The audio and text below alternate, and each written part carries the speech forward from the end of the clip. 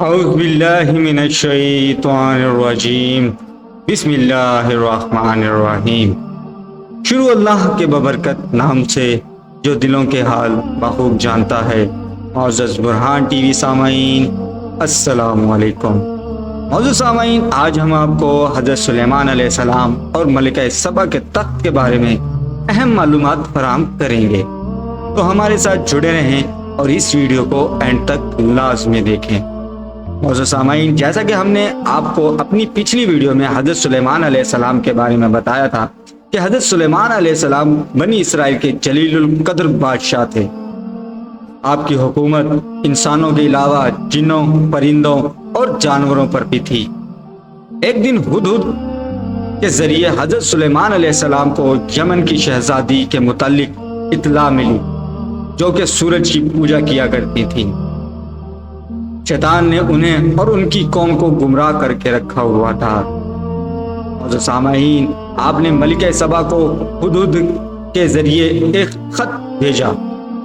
ہدہد نے ایک خط ملکہ سبا کی گود میں اس وقت گرایا جب وہ نیند کی حالت میں تھی، تاکہ کسی کو یہ علم نہ ہو سکے کہ خط کون لایا اور کس وقت دیا گیا۔ خط کی عبارت کچھ اس طرح لکھی ہوئی تھی: یہ خط حضرت سلیمان علیہ السلام کی طرف سے ہے اور اللہ کے نام سے شروع کیا جاتا ہے جو بڑا مہربان اور رحم والا ہے۔ تم کو سرکشی اور سربلندی کا اظہار نہیں کرنا چاہیے اور تم میرے پاس خدا کی فرمانبردار بن کر آؤ۔ معزز سامعین، ملکہ سبا نے جب یہ خط پڑھا تو اپنی روایت کے مطابق اپنے درباری امرا سے مشورہ کیا۔ انہوں نے کہا، ہم زبردست جنگی قوت اور طاقت کے مالک ہیں، ہمیں سلیمان علیہ السلام سے معروف ہونے کی کوئی ضرورت نہیں۔ فیصلہ کرنے کا اختیار انہوں نے ملکہ کو ہی سونپا کہ ملکہ جو بھی فیصلہ کرے ہم اس پر راضی ہوں گے۔ ملکہ اپنی قوت اور طاقت سے بخوبی باخبر تھی، لیکن حضرت سلیمان علیہ السلام نے خط جس طرح ان تک پہنچایا تھا اس نے ملکہ کو سوچنے پر مجبور کر دیا اور اس نے الجھن میں کوئی فیصلہ نہ کرنے کا ارادہ کرتے ہوئے حضرت سلیمان علیہ السلام کو چند قاصدین کے ہاتھ تحفے بھیجوائے۔ قاصدین کو بھجوانے کا ایک مقصد یہ بھی تھا کہ حضرت سلیمان علیہ السلام کی قوت و حشمت کا صحیح اندازہ لگایا جا سکے۔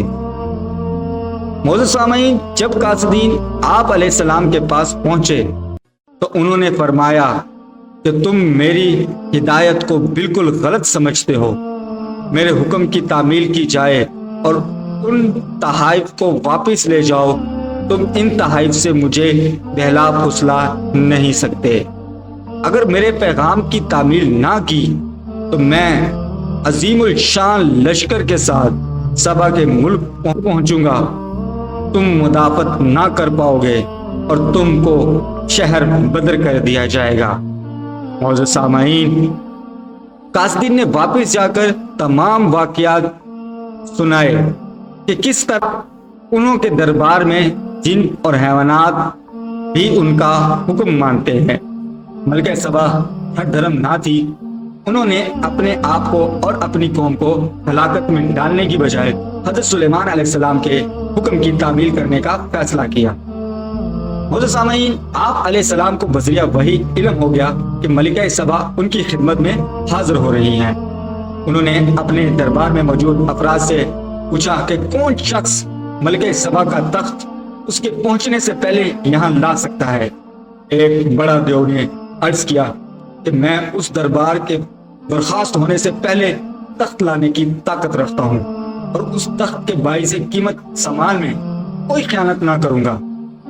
اس دیو کا دعویٰ سن کر حضرت سلیمان علیہ السلام کے ایک وزیر نے کہا، میں اپنے پلک جھپکتے میں اس تخت کو یہاں پر حاضر کرنے کا شرف رکھتا ہوں۔ چنانچہ حضرت سلیمان علیہ السلام نے رخ مبارک پھیر کر دیکھا تو ملکہ سبا کے تخت کو موجود پایا۔ آپ علیہ السلام نے فرمایا، یہ میرے پروردگار کا فضل اور کرم ہے کہ وہ مجھ کو آزماتا ہے، لیکن میں اس کا شکر گزار بنتا ہوں۔ کے نافرمان، اور حقیقت تو یہ ہے کہ جو شخص اس کا شکر گزار ہوتا ہے وہ دراصل اپنی ہی ذات کا نفع پہنچواتا ہے، اور جو نافرمانی کرتا ہے تو خدا اس کی نافرمانی سے بے پناہ۔ اللہ تبارک و تعالیٰ کا شکر ادا کرنے کے بعد آپ نے اس تخت کی بھید میں تبدیلی کا حکم دیا، مطلب کہ اس کی بناوٹ میں تبدیلی کا حکم دیا، اور فرمایا کہ دیکھنا چاہتا ہوں کہ ملکہ سبا دیکھ کر حقیقت کی طرف مائل ہوتی ہے یا نہیں۔ اور سامعین، کچھ عرصے کے بعد ملکہ سبا آپ کی خدمت میں پہنچ گئی۔ جب ملکہ سبا دربار میں حاضر ہوئی تو اس کو اس کا تخت دکھایا گیا۔ اس نے کہا یہ میرے تخت کے جیسا ہے۔ ملکہ نے کہا کہ مجھے آپ کی قوت اور طاقت کا پہلے ہی علم ہو چکا ہے، اس لیے مٹی اور فرمانبردار بن کر حاضر ہوئی ہوں۔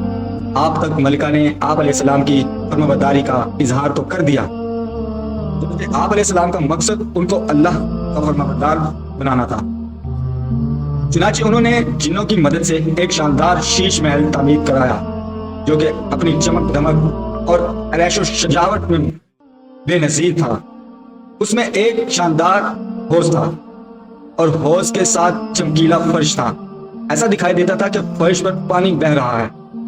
ملکہ کو اس کے لیے صحن سے گزارنا پڑا۔ وہاں سے گزارتے ہوئے ملکہ نے خیال کیا کہ صحن میں پانی ہے۔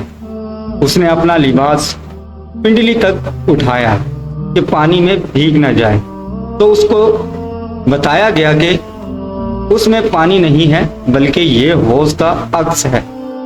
ایسی کی چیزوں سے اس کو احساس دلایا کہ یہ چیزیں اصل میں حضرت سلیمان علیہ السلام کو کسی اور ہستی کی طرف سے وعدیت کردہ ہیں، اور حضرت سلیمان علیہ السلام اس ہستی کو پہچانتے اور تسلیم کرنے کی دعوت دے رہے ہیں۔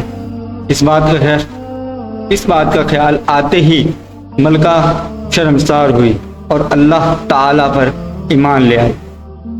معزز سامعین، اسلام قبول کر لینے کے بعد حضرت سلیمان علیہ السلام نے اس سے نکاح کر لیا، اور بعد میں اس کو اس کے ملک جانے اور حکومت کرنے کی اجازت عطا کی، اور بعد ازاں اس سے وقتاً فوقتاً ملاقات فرماتے رہے۔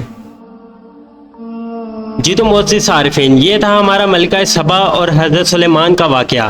اگر آپ کو ہماری یہ ویڈیو اچھی لگی ہو تو اپنے دوستوں کے ساتھ شیئر کیجئے گا تاکہ ان کی نالج میں بھی اضافہ ہو سکے، اور مزید اچھے واقعات سننے کے لیے ہمارے چینل کو سبسکرائب کر دیں۔ تو ملتے ہیں ایک اور شاندار واقعے کے ساتھ۔ اللہ نگہبان۔